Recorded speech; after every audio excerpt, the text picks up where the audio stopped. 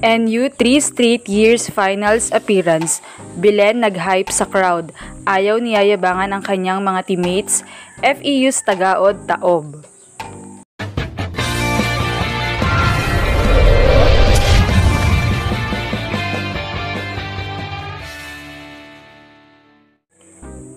Bit-bit na nga rin ng National University ang ticket to finals matapos nilang gilingin ng FEU in straight sets 25-13, 27-25 at 25-15.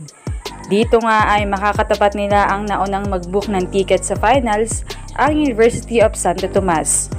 Pinangunahan naman ito ni former rookie MVP Bella Belen kung saan ay kumabado siya ng 21 points coming from 16 attacks at 5 service ace at mayroon din siyang 14 excellent digs.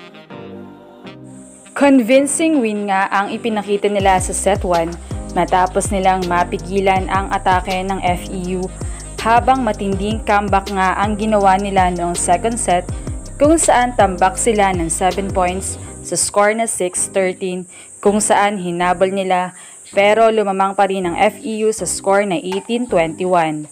Nagpalita ng palo ang dalawang koponan at nagtie pa sa 25. Habang si Bella Belen ay nagpakawala ng off-the-block hit, sinundan naman ang monster block ni Sheena Taring sa atake ni Bakangke kung kaya't lamang sila ng 2 sets to love. Nagtuloy-tuloy naman ang kanilang momentum pagpasok ng third set kung saan lumamang agad sila sa score na 9-3 habang pinutol naman ng FEU ang lamang sa tatlo kung saan 7-10 ang score. Pero nagpakawala ng quick hit si Turing at nag-11 ang score. 11-7. Tumungtong naman sa 2012 ang score after mablock si Jean Assis. Nagpakawala naman muli si Assis ng isang clean hit, 20-13 ng score. Attack error by Papa, 24-14 ng score. Nag-off the block hit naman si Tagaod kaya't na-save ang 1 set point. Habang tinapos naman ni Alinsug ang laban sa isang combination play. Tinulungan naman ni Turing si Bella with 13 points, 6 blocks, 5 attacks at 2 aces, habang si Solomon naman ay merong 9 points. Wala namang naka-double digits sa score ng FEU. Tagaod led the team with 9, Petalyo with 8, at lahat yon ay atake.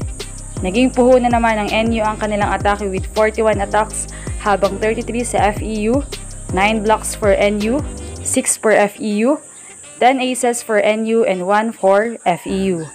Nag-commit naman ng 17 errors ang FEU habang 13 sa NU kumpara noong Game 1 nila sa semis na 25 errors.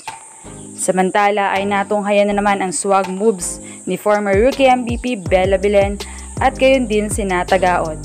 Nag-init kasi ang laban sa second set kung saan tambak nga ang NU gaya ng nabanggit kanina.